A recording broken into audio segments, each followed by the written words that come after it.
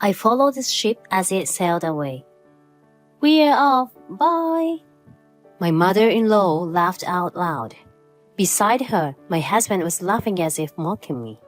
I forced myself to smile and waved so I won't lose to them.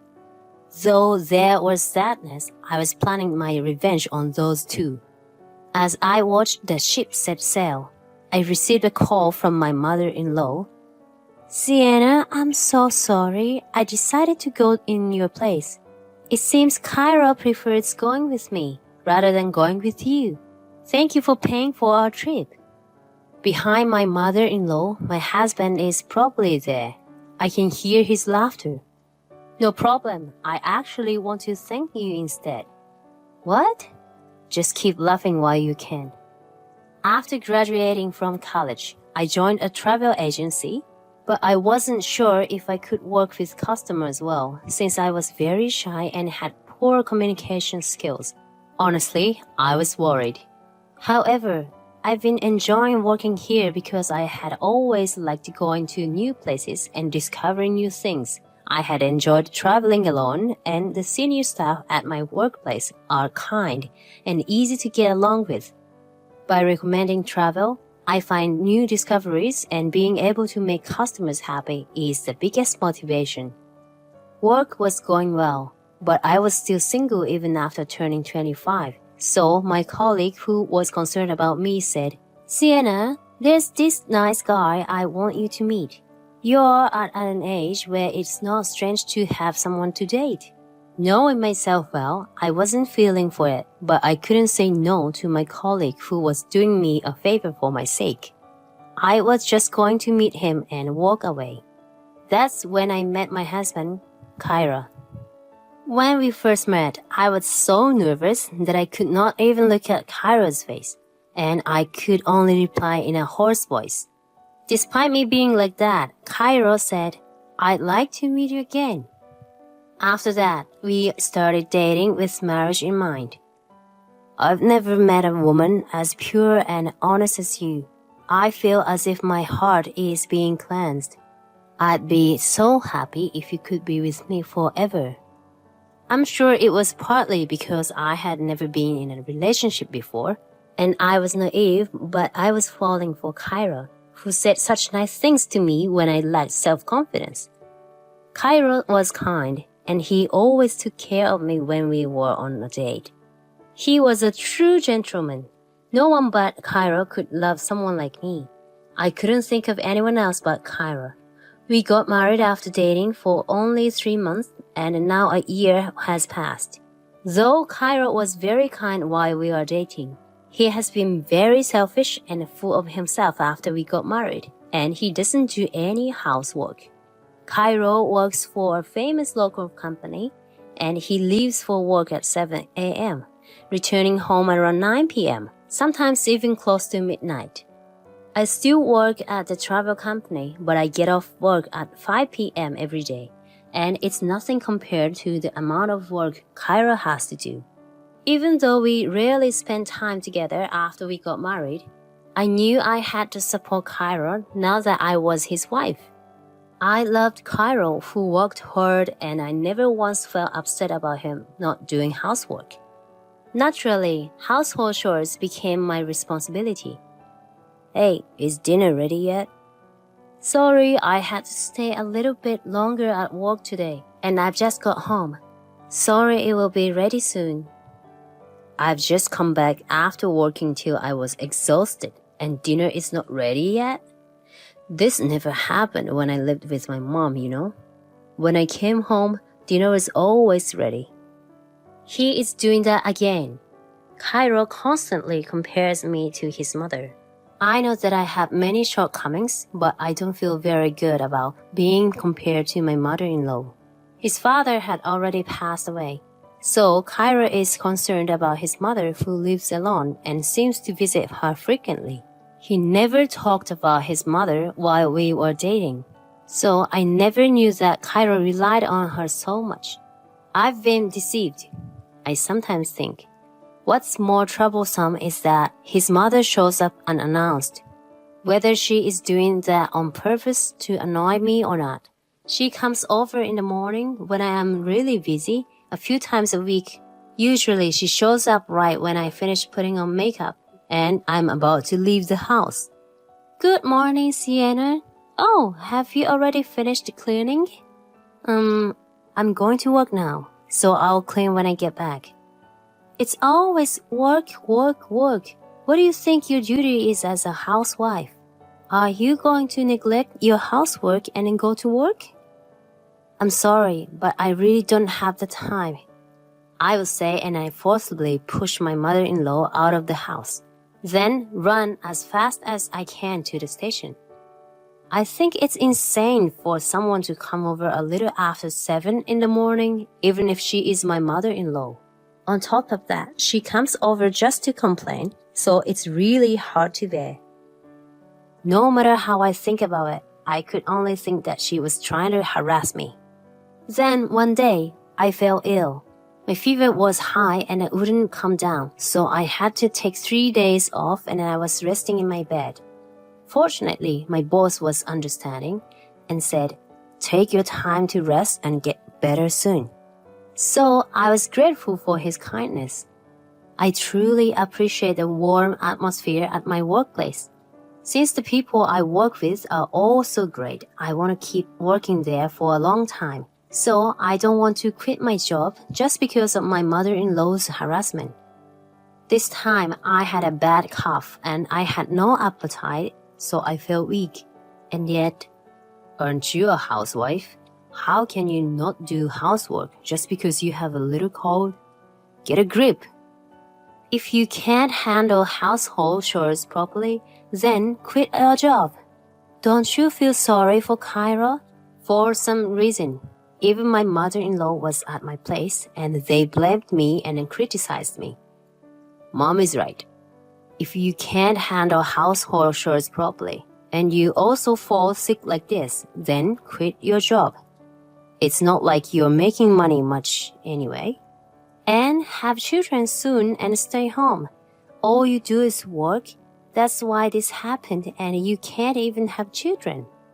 Pathetic. While my consciousness was hazy due to the fever, all I could do was apologize. I'm sorry. Why do they have to be so mean to me when I'm sick and having a hard time? Have I done something so wrong? What is it that they are so dissatisfied with? A few days later, even after my fever came down, my mother-in-law continued with her snide remarks. Why don't you just quit your job already? You can't even take care of Kyra, can't you? I feel so bad for my son. I'm sorry. I really don't want to quit my job.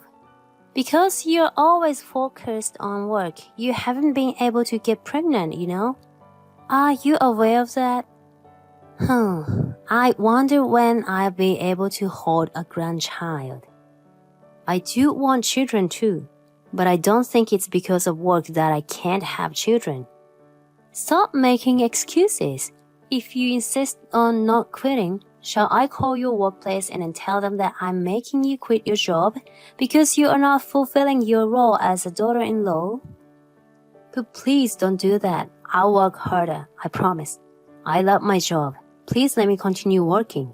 I'd rather work harder at the demanding household chore than quit a job I love. To continue working, I tried so hard to do both housework and work. However, working hard doesn't guarantee that you can easily conceive a child. I had my own concern about that. I understand that my mother-in-law, who is looking forward to having grandchildren, would make snide remarks and even want to blame me. Both Kyra and I want children as well, but we had been struggling to conceive. Eventually, Kyra told me, "You should get fertility treatment." And I started going to the hospital. However, after undergoing tests at the hospital, it turned out that I didn't have any particular issues. I'd like your husband to come for a consultation as well. Let's do a test for him too. The doctor said, I told Kyra, I want you to take the test. But he said, why do I have to take such a test? Do I have a problem? You are making it sound like I'm the reason why we can't have a child. I'm not saying that, but I want a baby soon. If I get pregnant, perhaps my mother-in-law and Cairo would feel at ease.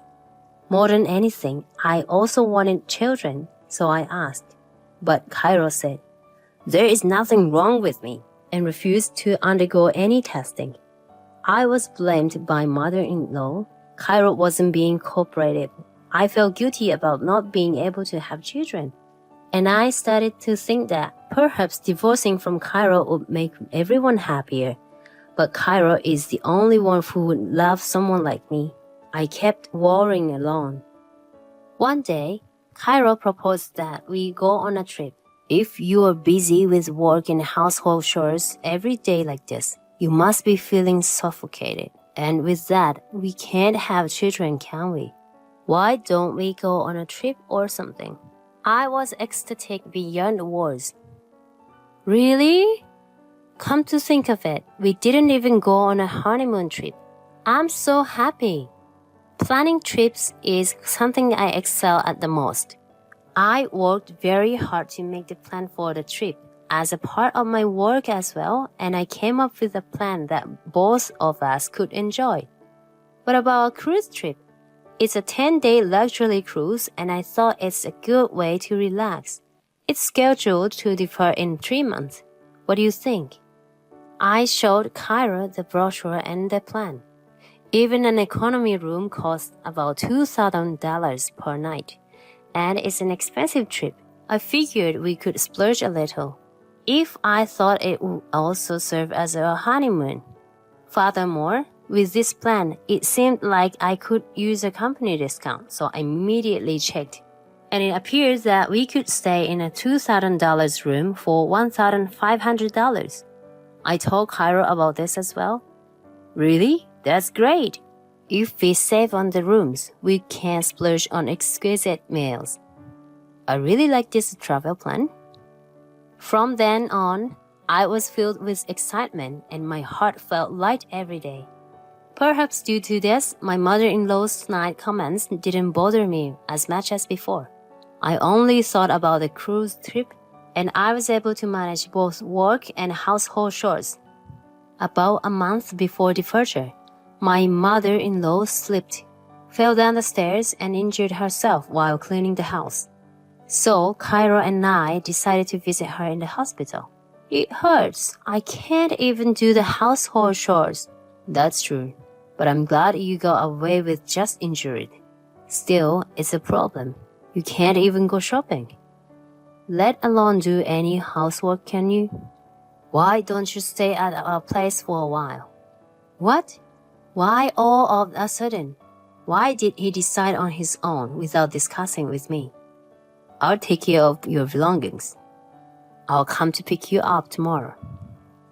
Certainly, I was worried about my injured mother-in-law.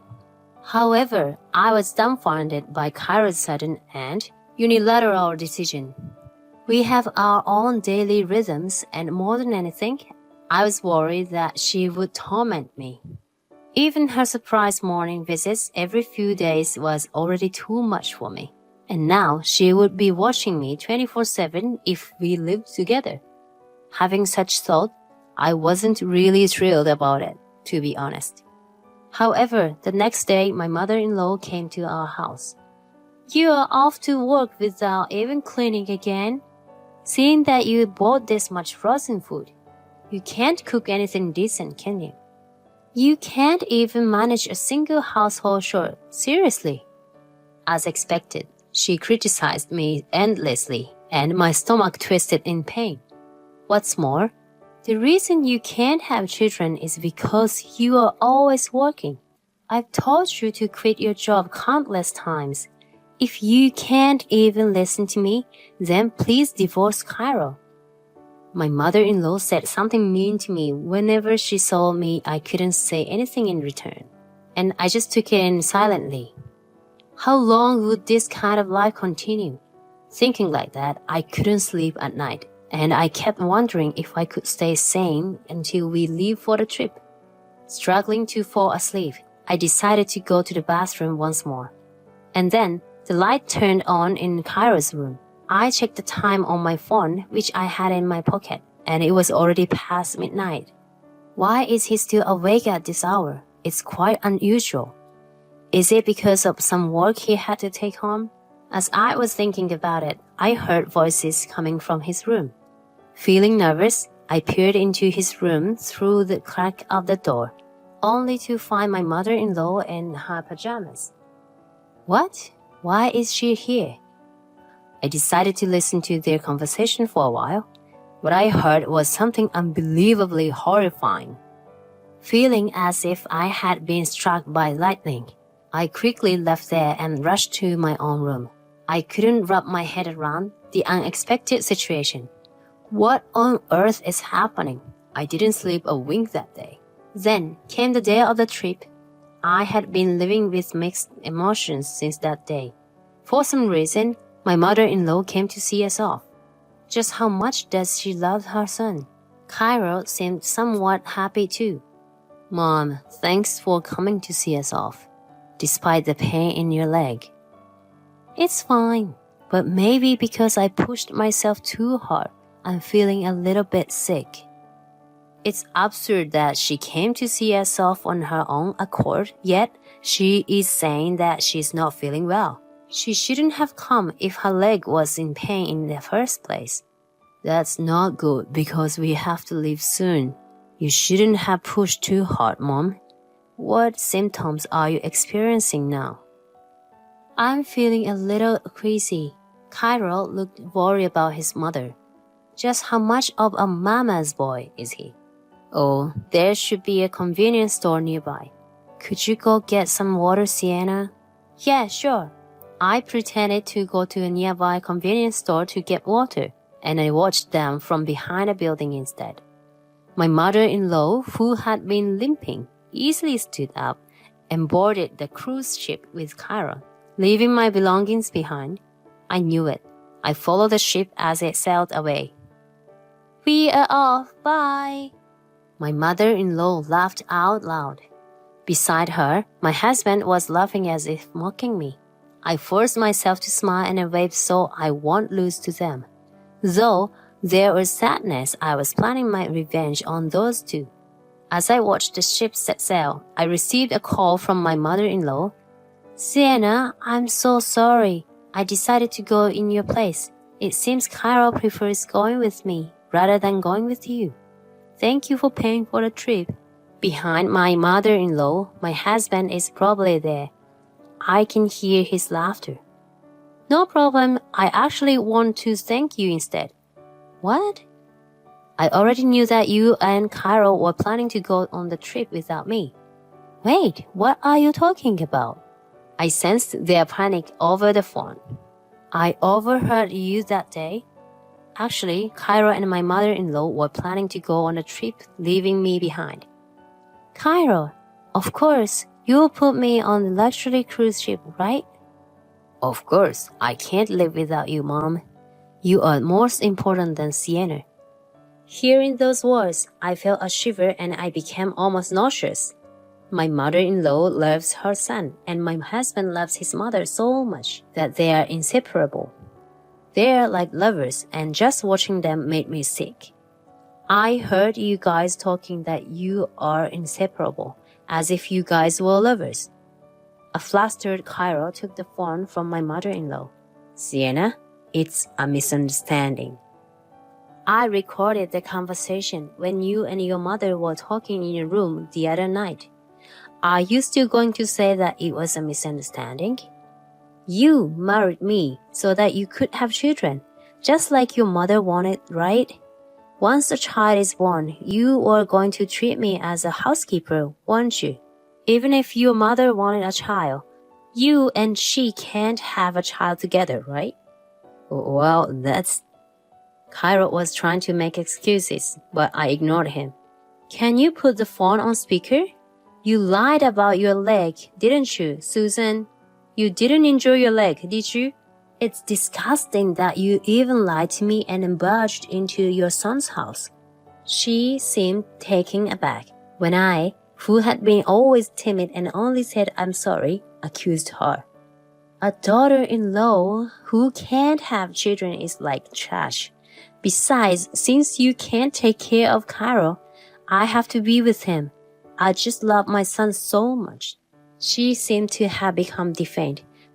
But at this point, I was just astonished and speechless. Please do as you two like. I'll prepare the divorce papers. Hey, don't do anything without discussing with me. Don't disgrace my name. How can you be so selfish? Completely frustrated, I hung up the phone. I felt ashamed of myself for marrying such a man, even though I never dated anybody else and I was naive.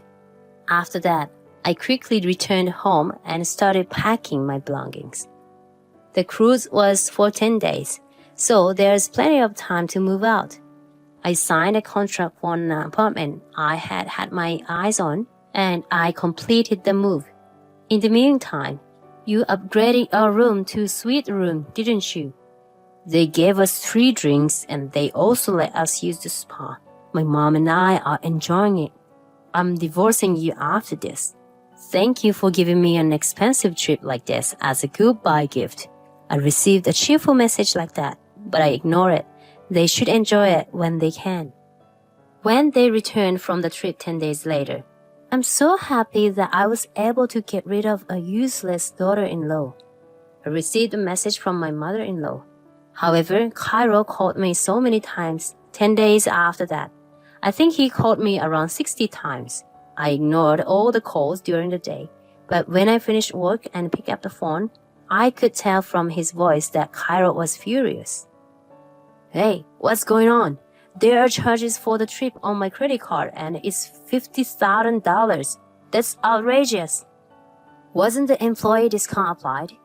Actually, after overhearing their conversation, I utilized my workplace privileges to change the reservation to a deluxe suite that only special members could stay in. Furthermore, I canceled the reservation and rebooked without the company discount with Cairo's credit card, so everything will be charged on his credit card. You and I are complete strangers now. You're not even a family member, so of course you can't use the employee discount. By the way, I've arranged to sell the house next week, so you better move out as soon as possible. What? What the heck are you doing? I'm going to sue you. Sure, go ahead. But don't forget that I recorded that conversation between you and your mother that night. And it's only natural that you can't use your ex-wife's employee discount. I canceled the original reservation and made a new one, so it's not fraudulent. In fact, what you two did is fraudulent.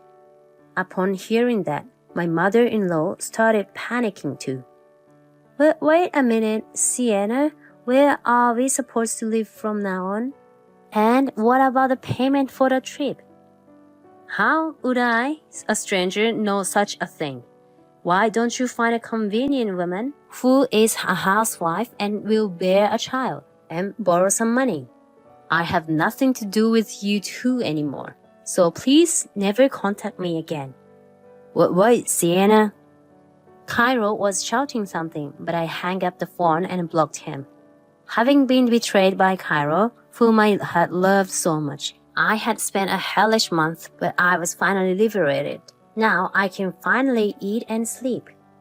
After that, as for the mother and her son, they lost their home as well, and it seems they stayed at a business hotel for a while. However, with no significant savings, they couldn't find a place that satisfied them, and they moved into an old apartment. Living in a cramped apartment, my ex-mother-in-law became even more attached to her son. And I heard that Cairo was fed up with his mother who clings to him every day. However, it seemed that they can't change the way they live until they finish paying the $50,000 loan for the trip. I don't know what happened after that. Perhaps even now, they are living together, all clingy. It's so disgusting that I don't even want to think about it. As for me, I'm still working at the travel company I love. Since I don't have to worry about household chores, husband, or mother-in-law, I'm very satisfied with an environment where I can fully enjoy my work. I've learned my lesson from love and marriage, so I'm going to work as hard as I can for customers for a while.